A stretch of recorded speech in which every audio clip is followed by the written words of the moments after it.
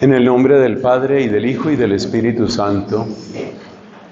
Dios te salve María, llena eres de gracia, el Señor es contigo. Bendita tú eres entre todas las mujeres, y bendito es el fruto de tu vientre, Jesús. Santa María, Madre de Dios, ruega por nosotros pecadores, ahora y en la hora de nuestra muerte. En el nombre del Padre, y del Hijo, y del Espíritu Santo. Amén. Cuando nos acercamos a las vidas de los santos, creo que todos experimentamos muchas veces admiración, pero también una especie de impotencia, porque es muy grande lo que realizan, porque son muy constantes, porque son muy generosos, muy penitentes, muy puros, muy humildes. Las virtudes en general brillan de una manera tan intensa en ellos que hay un momento en el que uno puede sentirse casi desanimado y uno puede sentir, yo nunca estaré en eso, o como algunas personas dicen, a manera de disculpa o quizás de excusa, yo no soy ningún santo. Si lo miramos en el contexto de este lugar tan bello en el que estamos, y si lo miramos en el contexto de lo que Dios ha hecho por nosotros, yo me atrevo a decirles algo, mis amigos. No hay frase más triste, no hay frase que denote un fracaso peor que decir eso. Yo no soy ningún santo.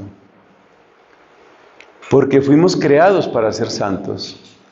Fuimos bautizados para ser santos. Cada uno de los sacramentos que hemos recibido, muy especialmente la confirmación, la Divina Eucaristía, cada uno de los sacramentos ha sido para que seamos santos. Entonces, imagínate que un escultor estuviera haciendo una escultura y dijera, esto no va para ninguna parte. Tú dirías, pobre hombre, está frustrado. Pues eso somos nosotros.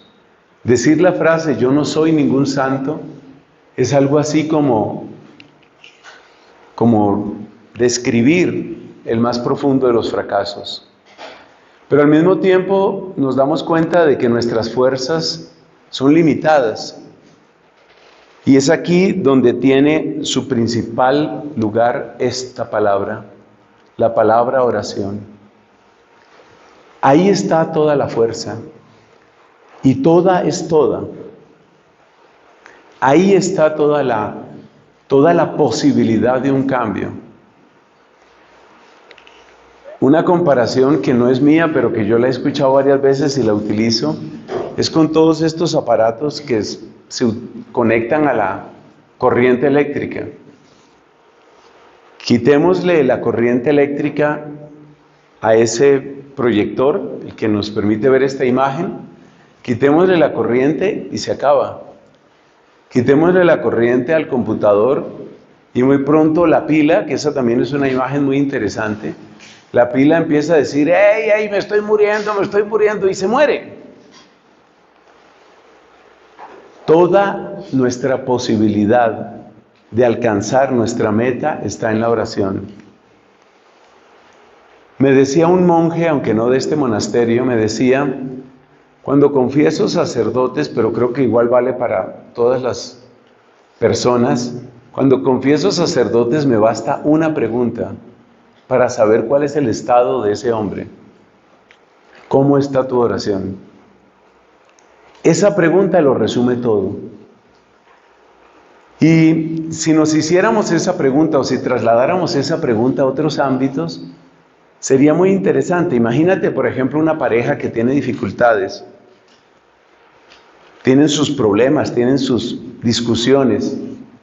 Y en vez de empezar con ese juego que todos conocemos de tú tuviste la culpa, no, fuiste tú, no, primero tú. Imaginémonos que la primera pregunta que hiciera un consejero, un sacerdote fuera, a ver, hermano, ¿cómo está tu oración? Y tú, señora, ¿cómo está tu oración? Esa es la pregunta fundamental.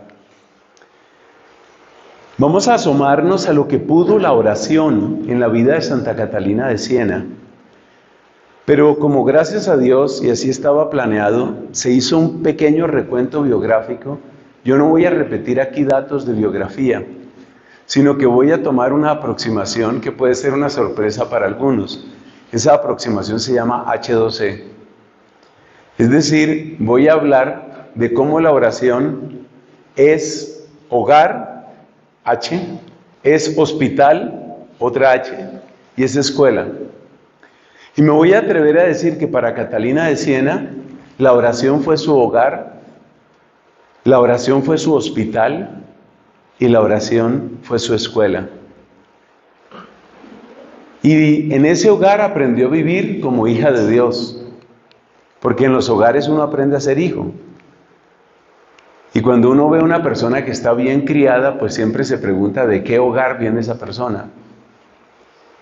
En el hogar ella aprendió a ser hija, pero ¿a ser cuál hija?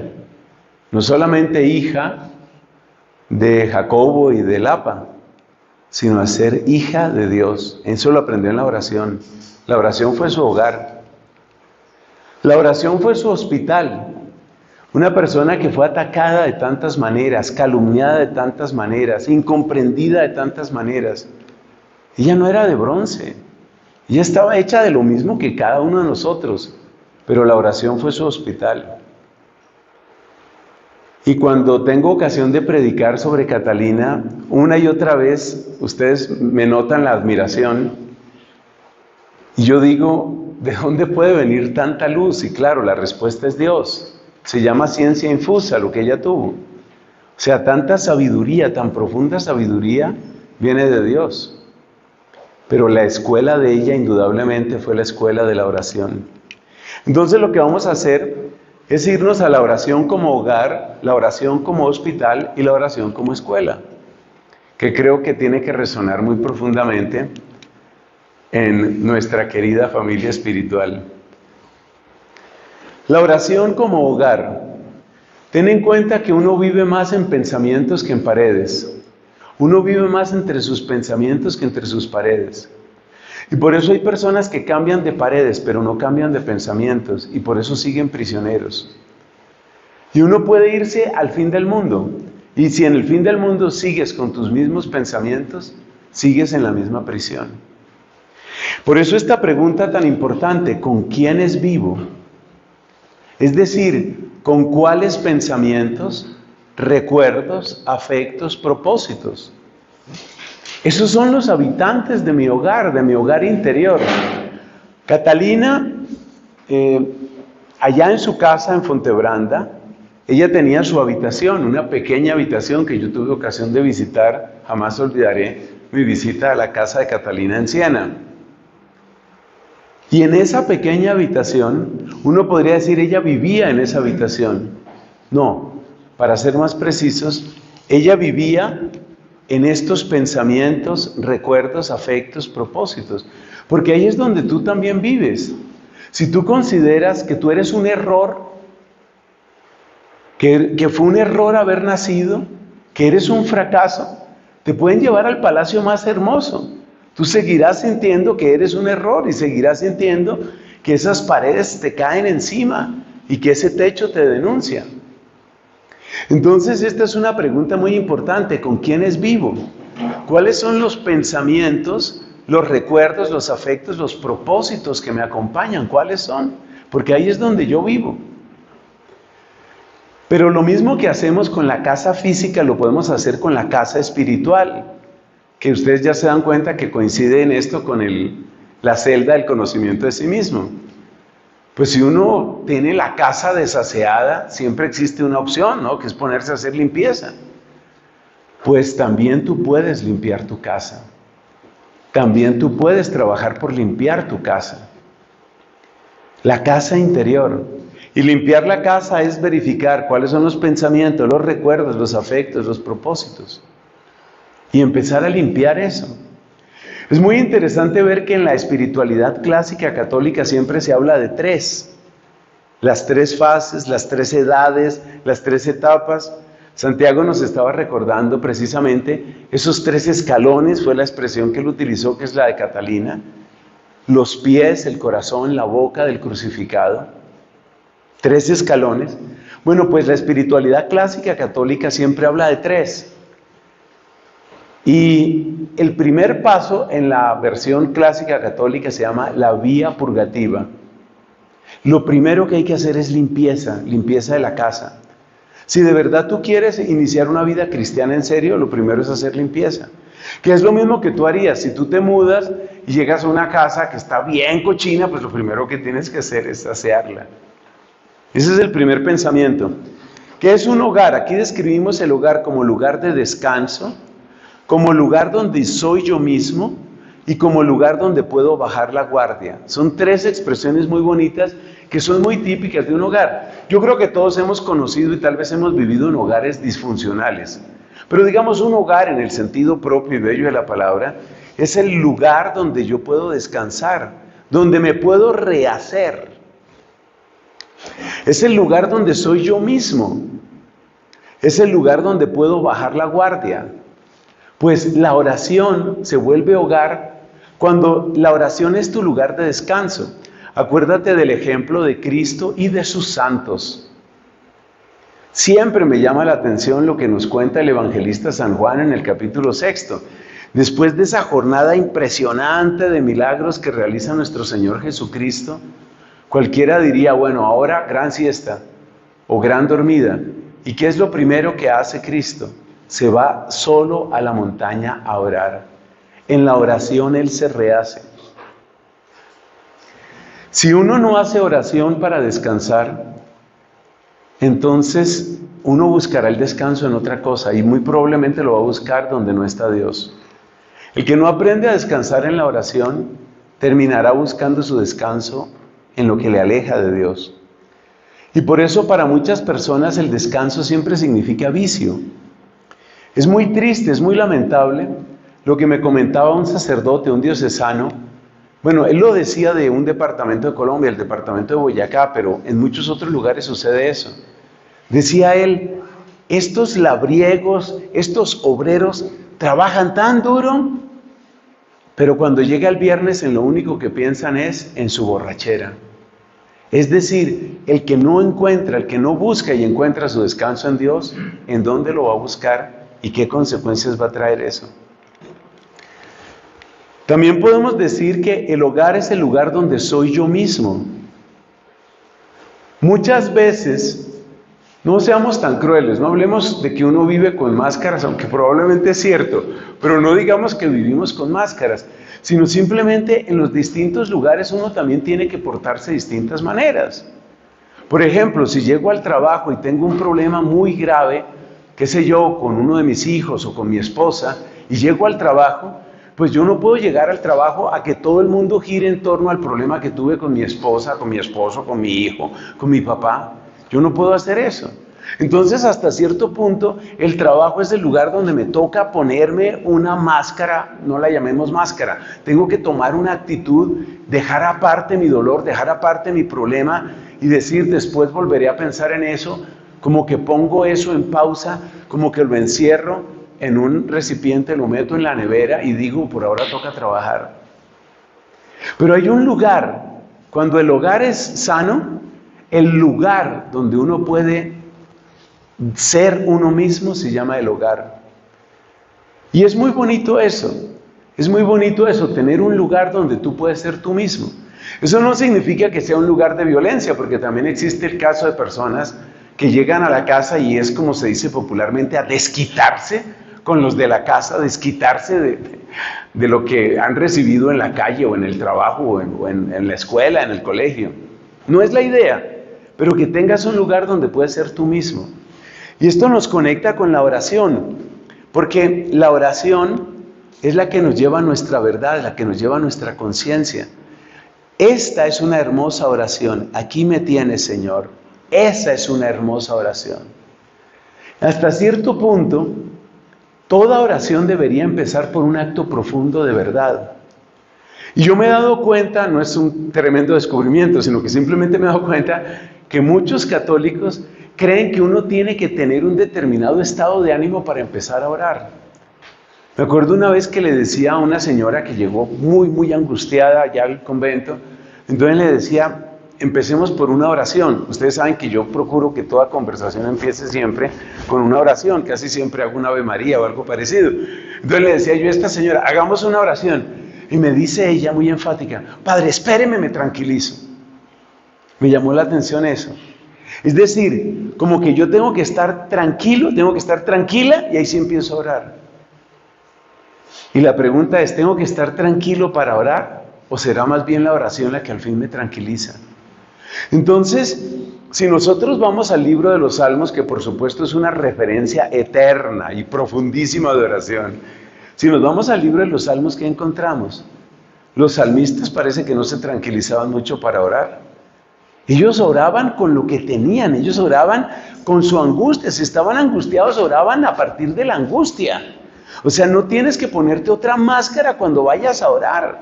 Si estás muerto de rabia, tu oración empezará con rabia. Si estás muerto de tristeza, tu oración empezará con tristeza.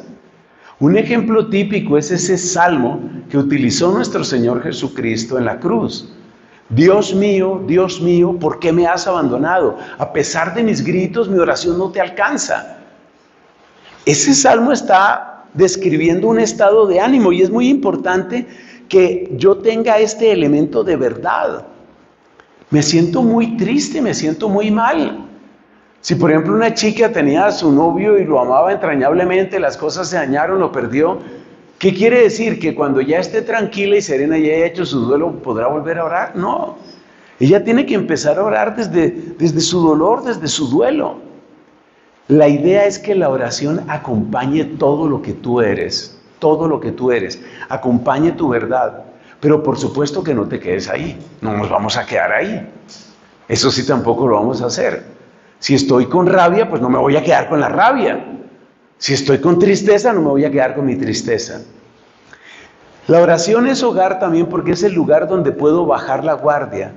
Es decir, puedo vivir sin defensas, sin aduanas, sin explicaciones y sin justificaciones. El peor negocio que tú puedes hacer es justificarte delante de Dios. Recordemos que la Biblia nos habla, especialmente en los escritos de San Pablo, nos habla de cómo Dios nos justifica. Y el sentido bello y profundo de justificar en la Biblia no es sacar excusas o disculpas, sino ajustarte, hacer que tú entres en el plan justo de Dios. Entonces, justificarnos en el sentido ese de dar excusas es el peor negocio que podemos hacer. Yo tengo que bajar la guardia. Y es tan hermoso poder decirle al Señor, por ejemplo, cuando uno reconoce su pecado: misericordia, Dios mío, por tu bondad, por tu inmensa compasión, borra mi culpa, lava mi pecado, lava mi culpa, limpia mi pecado. Es tan hermoso bajar la guardia. Eso es realmente llegar a lo que yo soy en realidad. Y esa es una profunda, no es que uno lo haga por esa motivación, pero esa es una profunda terapia, una profunda y maravillosa terapia. Esta es mi verdad, esto es lo que yo soy, aquí está mi barro, Señor. Entonces, que la oración sea nuestro hogar. Eso significa que tengo que hacer limpieza por revisar mis pensamientos, recuerdos, afectos y propósitos.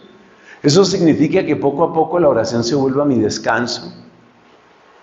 Hay un padre que se dedicó buena parte de su vida a predicar retiros. Es muy poco conocido, suena muy poco hoy. El padre era René Voillaume.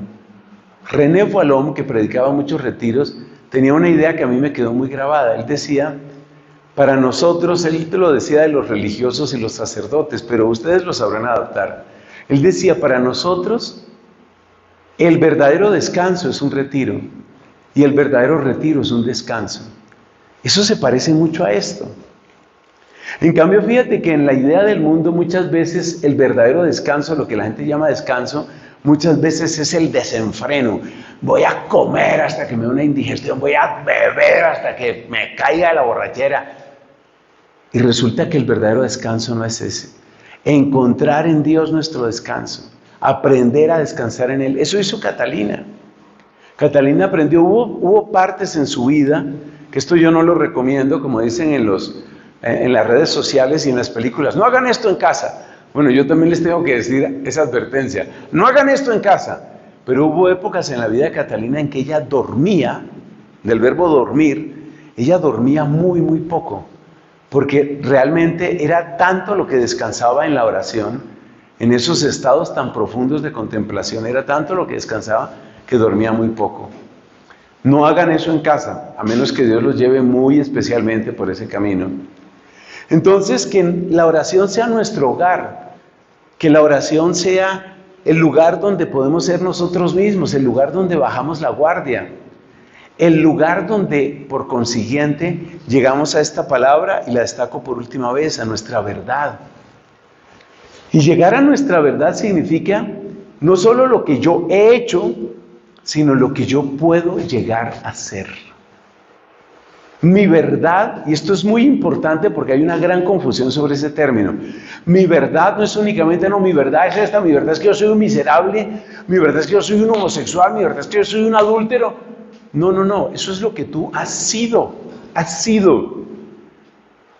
Y tú no solamente eres lo que has sido.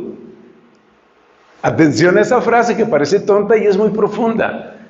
Tu verdad no es únicamente tu pasado. Tu verdad también es tu futuro. Observe la frase que le dice Cristo al apóstol San Pedro. Tú eres Pedro.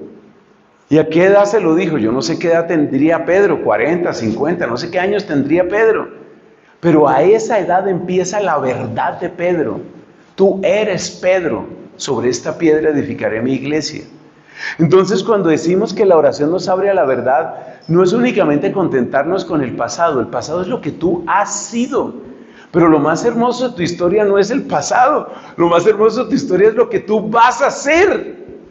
Lo que tú vas a hacer con la acción de Dios. Avancemos. Uy, ¿qué pasó?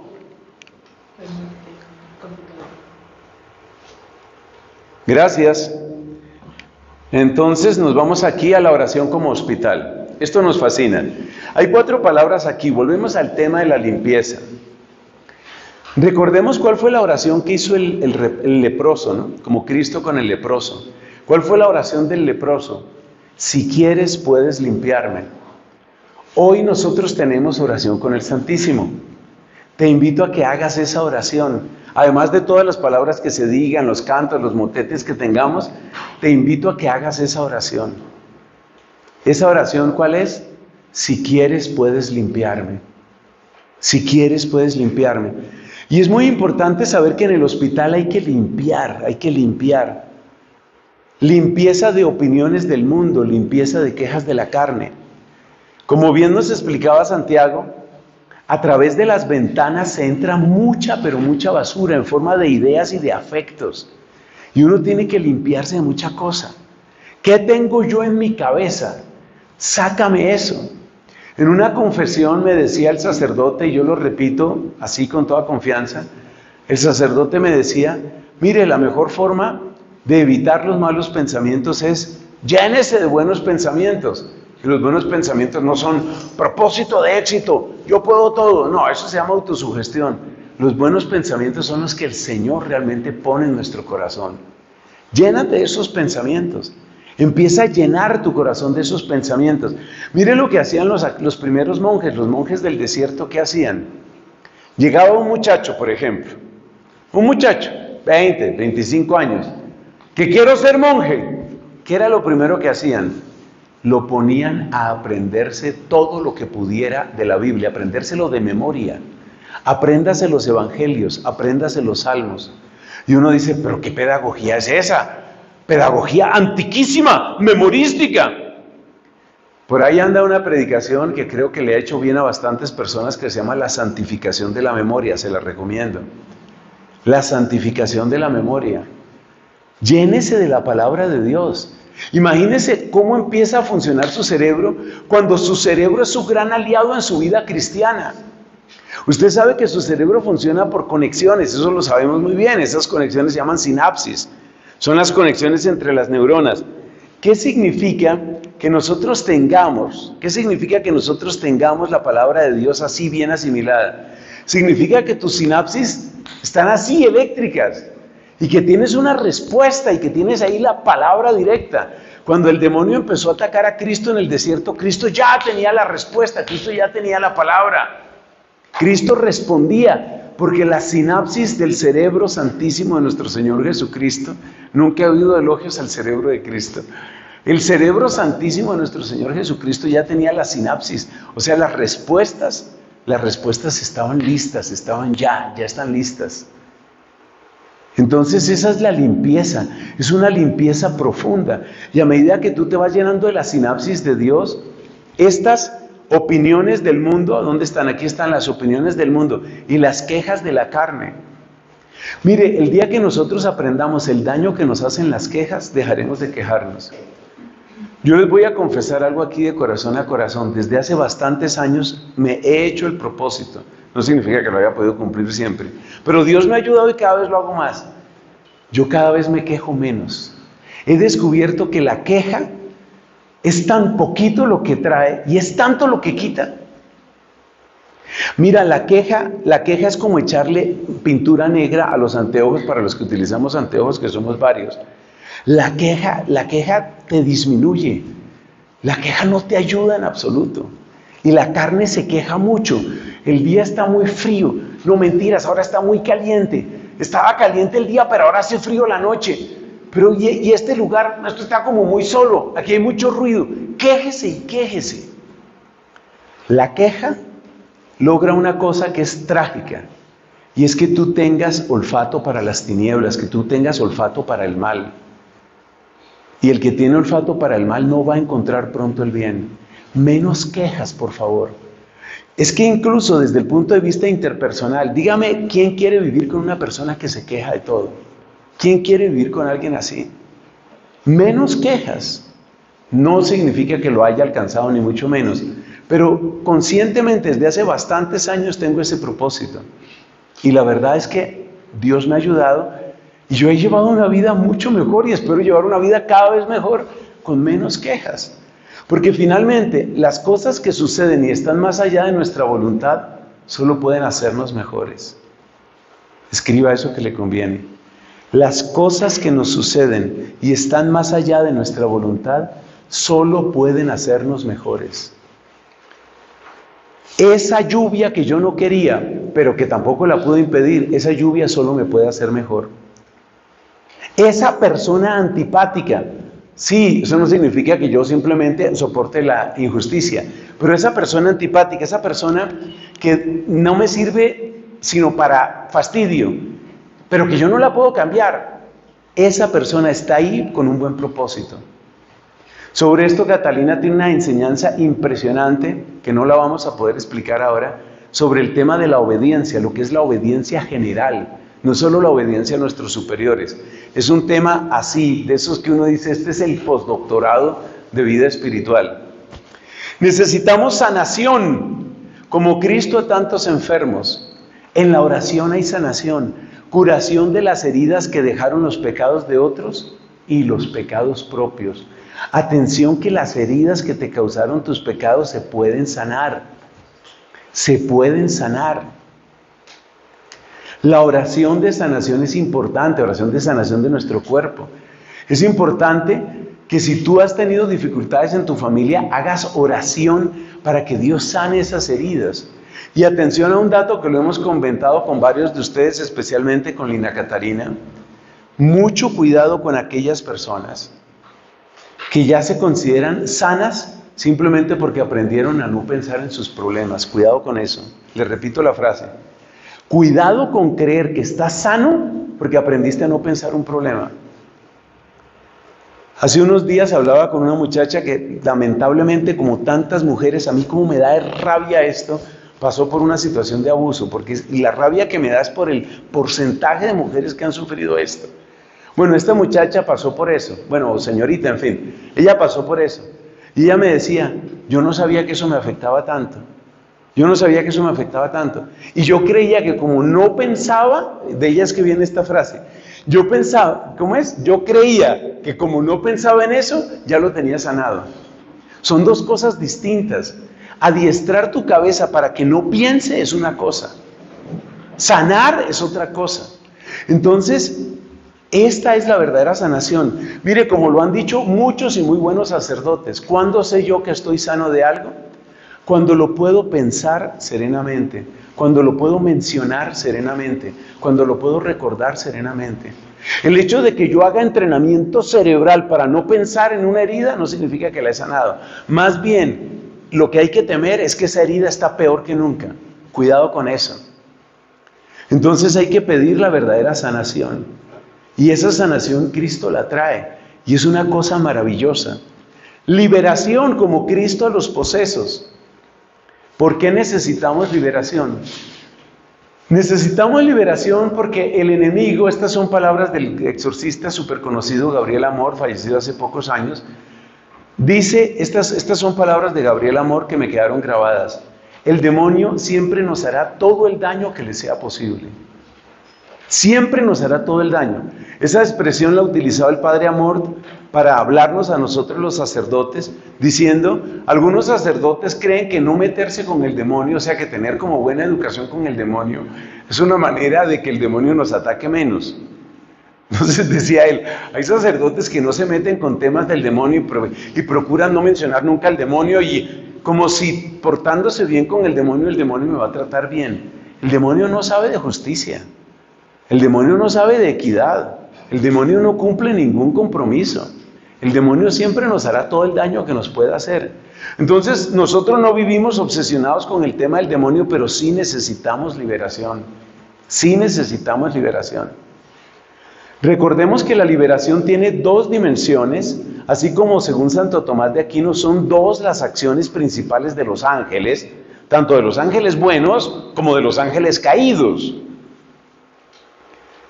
Entonces, en el caso del demonio, que es lo que tiene que ver con liberación, ¿cuáles son las dos acciones principales del demonio con respecto a nosotros? Hay una acción del demonio que se llama la acción ordinaria y hay una acción que se llama extraordinaria. La acción extraordinaria es la que tiene que ver con las infestaciones, la que tiene que ver con los ataques directos, como le pasaba al Padre Pío, como le pasaba al Santo Cura de Ars, y la que tiene que ver con las posesiones. Esas son acciones extraordinarias. Según el parecer de reconocidos exorcistas, y vuelvo a mencionar a Gabriel Amor, la acción extraordinaria del demonio es realmente poco frecuente. Lo frecuente, y por eso tenemos que pedir todos esta liberación, lo frecuente más bien es la acción ordinaria. Y la acción ordinaria del demonio, ¿en qué se manifiesta? Nos enseña, bendita sea su memoria, Santo Tomás de Aquino, la acción ordinaria del demonio tiene que ver con la imaginación, la fantasía y la memoria. Es decir, que el procurar que tú te obsesiones con un modelo de felicidad, con un tipo de placer, con una clase de venganza, que una y otra vez vuelvas a pensar y vuelvas a pensar en lo mismo, eso es típico del demonio. Esto se nota, eso también lo enseña Santo Tomás, esto se nota en algunos pecados sexuales. Por ejemplo, la persona que sabe que está destruyendo su hogar, pero sigue buscando, por ejemplo, a esa mujer que le parece encantadora, le parece la reina de belleza, le parece lo máximo, está obsesionado con ella. Esas obsesiones tienen mucho que ver con esto. Es decir, no es que el demonio posea a ese hombre para que él peque, sino que simplemente una y otra vez le pone la imagen de ella, o del cuerpo de ella, o del placer que tuvo con ella, qué sé yo, el beso que se dieron, la caricia que se dieron, lo que sea. Entonces, el demonio trabaja principalmente a través de la imaginación. Esto es de Santo Tomás, no es mío, claro. A través de la imaginación, la fantasía, la memoria. Entonces, cuando uno le dice a la gente que todos necesitamos liberación, pues siempre hay personas que dicen, pero ¿yo por qué? O sea, yo no he tenido nada de eso. No, sí. Mire, detrás de muchas historias de homosexualismo, detrás de muchas historias de suicidio, detrás de muchos adulterios, hay una verdadera acción del demonio. Pero no es una acción del demonio como la gente cree, en el sentido de que hagamos una oración de liberación y se acaba el asunto. No, es la acción ordinaria. Y la acción ordinaria requiere que nosotros tomemos conciencia de que tenemos una perturbación en nuestra imaginación o en nuestra memoria y que hagamos oración específicamente por eso o la pidamos específicamente por eso. Entonces necesitamos liberación ahí. El demonio atacó mucho a Catalina de Siena. Algunas veces trataba de llevarla a la desesperación diciéndole, tu oración no vale nada, estás perdiendo el tiempo, todavía estás muy joven, deja ese camino estúpido que llevas, todavía te podrías casar y podrías hacer un hogar y cosas de esas. Le proponía cosas buenas y le llenaba la cabeza, eran horas y horas metiéndole eso en la cabeza. Ese es un tipo de ataque que el demonio hizo con ella. Ustedes se dan cuenta que no es una posesión, pero sí es un ataque. Y otro ataque típico del demonio hacia ella era tratar de llenarla de vanidad. Porque es que como Catalina, por nada de Dios, logró unas conversiones que eran así como de antología, unas conversiones fantásticas en jóvenes, en sacerdotes, en teólogos, en obispos, en monjes. O sea, unas cosas pero increíbles. Entonces el demonio era llenarla de vanidad, llenarla de soberbia. Ella conoció esto y ella experimentó el poder de liberación. Tanto que cuando ella se llenaba de esa oración y reprendía al demonio que venía con estas imaginaciones, hubo un momento en el que el demonio la maldijo. Bueno, es que a mí me parece terrible decir esas palabras, pero las voy a decir porque eso fue lo que le dijo el demonio. Le dijo, maldita seas, la maldijo y le dijo, contigo no puedo. Muerto de ira, el demonio le dijo, maldita seas, contigo no puedo. O sea que hay liberación, hay un poder en la persona que ora. Y la oración nos libera de tantas cadenas, la oración nos libera de tantos engaños, la oración nos libera de tantas obsesiones. Mire, si oramos más en esta clave de liberación, estoy seguro que nuestra vida cambia mucho. Por último, no se nos olvide que la oración es hospital porque en los hospitales se unge. Todas esas pomaditas que nos ponen, pues son la idea de la unción, ¿no? No se nos olvide que el primer ungido es Cristo. Cristo es el primer ungido. ¿Para qué fue ungido Cristo? Con el Espíritu Santo en el bautismo. ¿Para qué fue ungido Cristo? La palabra Cristo quiere decir ungido. ¿Para qué fue ungido Cristo? Pues para vivir su vocación. Entonces en el hospital de la oración yo le tengo que decir al Señor, úngeme, úngeme. Si tienes problemas en tu hogar, úngeme, Señor. Probablemente tú eres el instrumento que Dios está utilizando para que el Evangelio llegue a tu casa, llegue a tu hogar. Pero si tú batallas solamente con tu cabeza y tus argumentos, si tú batallas únicamente con tus buenas intenciones, esas armas son demasiado pequeñas. Se necesita que tengas esto que aparece aquí, que se llama unción. Necesitas unción. Si tú tienes la unción de Dios, entonces tus palabras son mucho más eficaces y tus acciones son mucho más eficaces, porque tú eres la puerta por la que Cristo quiere entrar en tu casa. Porque tú eres la puerta por la que Cristo quiere llegar a tu círculo de amigos. Pasemos al último, esto va llegando a su conclusión. La oración es una escuela. ¿Qué les traigo en esta parte, amigos queridos? Les traigo 1, 2, 3, 4, 5, 6 y 7 preguntas, todas tomadas de la Biblia. Son 7 preguntas de la Biblia. Y estas preguntas me interesa mucho que ustedes las tengan presentes, porque estas preguntas hacen de la oración una escuela. Recordemos de dónde salen estas preguntas. En el Génesis capítulo 3, Dios le pregunta a Adán, ¿dónde estás? En el mismo capítulo le pregunta a Eva, ¿qué has hecho? Por supuesto, yo pongo aquí la pregunta en primera persona, ¿dónde estoy? ¿Qué he hecho? Pedro le dice a Cristo, Señor, ¿a dónde iremos? Yo la pongo aquí en primera persona singular, ¿a dónde iré? En Hechos de los Apóstoles capítulo 2, la multitud le pregunta a Pedro, ¿qué tenemos que hacer, hermanos? Eso está en Hechos de los Apóstoles capítulo 2. Esto está en un salmo, ¿cómo pagaré al Señor todo el bien que me ha hecho? Que responde, alzaré la copa de la salvación invocando su nombre. Esta es otra pregunta también de Salmo, ¿a dónde escaparé de tu mirada? Eso está en el Salmo 139, ahí sí me acordé. Y este es otro salmo, pero no tengo el número. No te tengo a ti en el cielo, y contigo qué me importa la tierra. Amigos, ¿para qué les he traído estas preguntas? Porque estas son las preguntas que le dan profundidad a la oración. Muchas veces nuestra oración es superficial, y en lo poco que yo he podido observar, ojalá Dios me diera mejores ojos, yo he visto que la superficialidad de la oración está sobre todo en 2 cosas. La primera, que es la más conocida, cuando la oración se vuelve repetición puramente mecánica. Eso empobrece la oración, eso obviamente hace a la oración superficial. Pero hay otro tipo de superficialidad de la oración, que es la oración que se convierte solamente en descargo emocional.